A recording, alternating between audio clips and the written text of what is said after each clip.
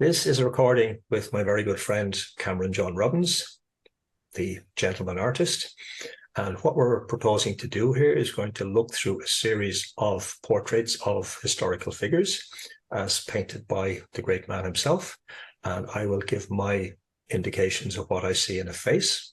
We will look both at the portraits and I will put some images then of those particular individuals beside them. And we'll discuss from both our perspectives and see where the lines meet. So, Cameron, it's over to you. I'm going to start sharing the screen and we'll choose the first image. Okay. So this is a portrait of Abraham Lincoln. I call it the mountain because he was described by numerous people who met him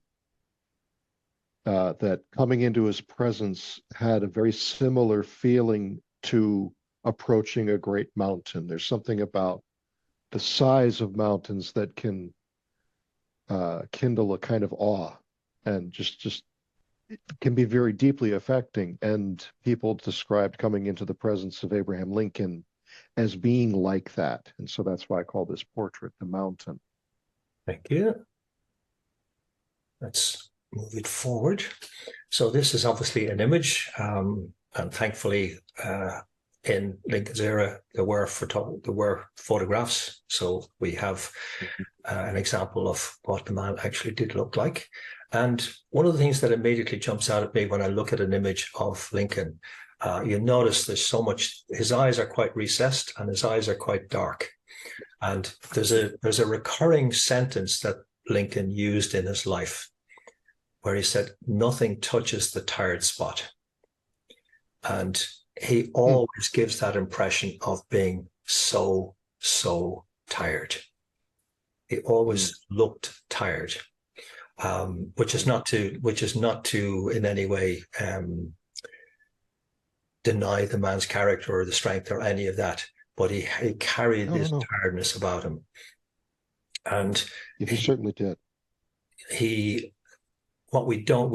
often regarded as the finest president ever of the United States, or at least thus far, regarded by many anyway as being the finest president. But what we don't tend to take into account is that he had so many struggles in his life before and during the presidency.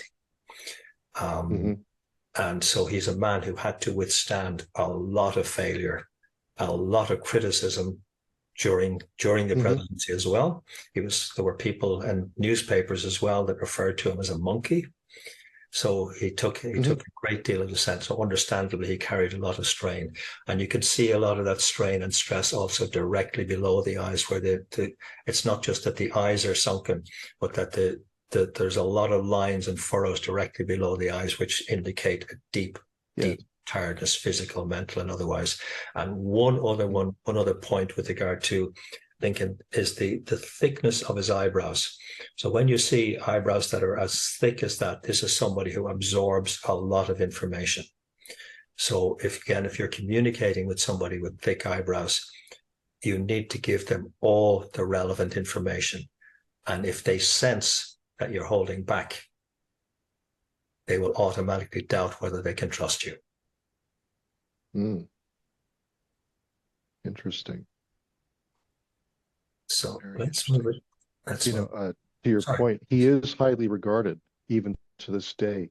He is also vilified in certain circles even to this day. So he was a very interesting historical personality.